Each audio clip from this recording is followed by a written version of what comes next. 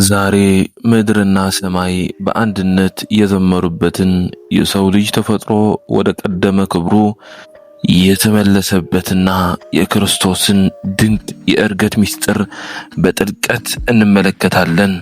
እንኳን ለብርሃነ እርገቱ በሰላም አደረሳችሁ። ጌታችን ኢየሱስ ክርስቶስ ሞትን ድል አድርጎ ከተነሳ በኋላ ለ40 ቀናት ያክል በምድር ላይ ቆየ። እነዚህ ቀናት ሐዋርያት ፍርሃታቸውን አውልቀው የጣሉባቸው ቀናት ነበሩ። እየመጣና እየተገለጠላቸው ስለ እግዚአብሔር መንግሥት ምስጢራትን አስተማራቸው። ልባቸውን በቅዱስ ቃል አጠነከረው። 40ኛው ቀን ሲደርስ ግን ለየት ያለ ነገር ሆነ። የመለያያቸው ሳይሆን የክብር ጉዞአቸው የሚጀምርበት ሰዓት ደረሰ። ደቀ መዛሙርቱን ይዞ ወደ ደብረ ዘይት ተራራ ወጣ። ያ ክቡር አምላክ እጆቹን ወደ ሰማይ ዘርግቶ ባረካቸው። ቃለ በረከቱን ገና ሳይጨርስ እነሆ ስበት ኃይሉን አጣ። ምድር ልትይዘው አልቻለችም። እያዩት እየተመለከቱት ቀስ እያለ ወደ ላይ ከፍ ማለት ጀመረ። የብርሃን ደመናም መጥታ ከዓይናቸው ሰውራ ተቀበለችው። ሐዋርያት አፋቸውን ከፍተው በአድናቆትና በናፍቆት ወደ ሰማይ ትኩር ብለው ቀሩ። ለመሆኑ ክርስቶስ ለምን አረገ? ይህ እርገት ለእኛ ምን ትርጉም አለው? አንደኛ፣ የሥጋችን መክበር ነው። ክርስቶስ ወደ ሰማይ የሄደው እንዲሁ በመንፈስ ብቻ አይደለም። እኛን ለመዋጀት ከድንግል ማርያም የነሳውን የተገረፈውንና የተቸነከረውን ያንን የሰውን ሥጋ ይዞ ነው ያረገው። ይህ ማለት ዛሬ የሰው ልጅ ተፈጥሮ በሰማያዊው ዙፋን ላይ ከመላእክት ሁሉ በላይ በክብር ተቀምጧል ማለት ነው። ሁለተኛ፣ የኃይል ተስፋ ነው። እርሱ ካላረገ መንፈስ ቅዱስ አይወርድም ነበር። እርገት የጰራቅሊጦስ የመንፈስ ቅዱስ መውረጃ በር ናት። ሐዋርያት አሁንም ዓይናቸው ከሰማይ ላይ መንቀል አልቻሉም። በዚያን ጊዜ ነበር ነጭ ልብስ የለበሱ 2 መላእክት በአጠገባቸው የቆሙት። እንዲህም አላቸው፣ የገሊላ ሰዎች ሆይ ወደ ሰማይ እየተመለከታችሁ ስለምን ቆማችኋል?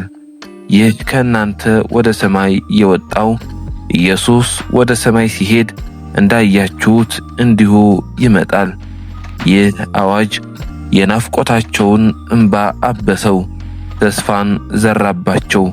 ምክንያቱም ወደ ሰማይ የሄደው አምላክ ዳግመኛ ዓለምን ለመዳኘት በታላቅ ክብር እንዲመለስ ማረጋገጫ ተሰጣቸው። የተወደዳችሁ ተመልካቾቻችን፣ የእርገት በዓልን ስናክብር እንዲሁ በታሪክ ደረጃ ብቻ መሆን የለበትም።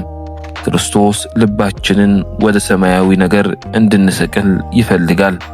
ከምድራዊ ቂም፣ ከምድራዊ ኃጢአትና ከምድራዊ ጭንቀት ወጥተን አስተሳሰባችን ከፍ እንድናደርግ ጥሪ ያደርግልናል። ይህም በዓል ለአገራችን ሰላም፣ ለልባችን እረፍት ያደልልን። እርገት በግዕዝ ቋንቋ ማረግ፣ ከታች ወደ ላይ መውጣት ማለት ሲሆን የጌታችን ትንሣኤ በተከበረ በ40ኛው ቀን የሚውለው አብይ በዓልም እርገት ይባላል። በዓለ እርገት ጌታችን አምላካችንና መድኃኒታችን ኢየሱስ ክርስቶስ ከሙታን ከተነሳ በኋላ ለ40 ቀናት በግልጽም በስውርም ለቅዱሳን ሐዋርያትና ለቅዱሳት አንስት መጽሐፈ ኪዳንን፣ ትርጓሜ መጻሕፍትን፣ ምስጢራትን፣ ሕግጋትንና ቀኖናተ ቤተ ክርስቲያንን ሲያስተምር ቆይቶ ወደ ቀደመ ዙፋኑ ወደ ሰማይ በክብር በምስጋና ማረጉን በደስታ የምንዘክርበት አብይ በዓል ነው። በዓለ እርገት ቤተ ክርስቲያናችን በየዓመቱ በድምቀት ይከበራል። በዓሉ የሚውልበት ዕለት ሐሙስ ባይለቅም ቀኑ ግን የአጽዋምና በዓላት መውጫ ቀመርን ተከትሎ ከፍና ዝቅ ይላል። ከጌታችን የእርገት በዓል ጀምሮ ከበዓለ ትንሣኤ 40ኛው ቀን እስከ በዓለ ጰራቅሊጦስ ዋዜማ 49ኛው ቀን ድረስ ያለው ወቅትም ዘመነ ዕርገት ተብሎ ይጠራል።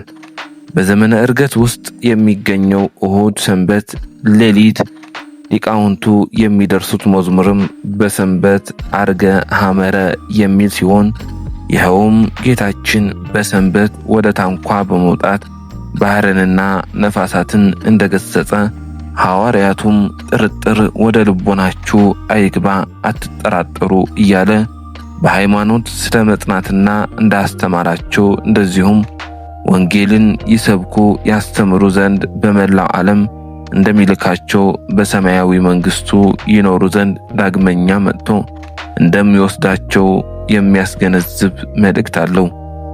በበዓለ ዕርገት ሊቃውንቱ ሌሊት በማህሌት በዝማሬ እግዚአብሔርን ሲያመሰግኑ ያድራሉ።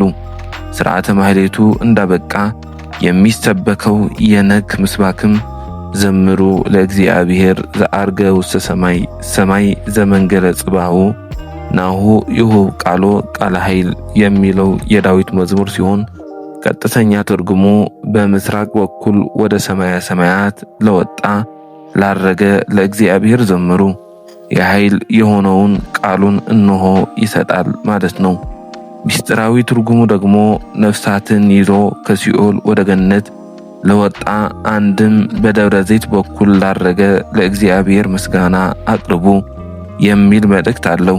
እንደዚሁም ጌታችን ባረገ በ10ኛው ቀን የኃይል ቃል የተባለ መንፈስ ቅዱስ ለሐዋርያት እንደላከላቸው በተጨማሪም ጌታችን በሕያዋን እና በሙታን በጻድቃንና በኃጥአን ላይ ለመፍረድ ዳግም እንደሚመጣ እኛም ይህንን የጌታችንን የማዳን ሥራ እያደነቅን ለእርሱ ምስጋና ዝማሬ ማቅረብ እንደሚገባን ያስረዳናል።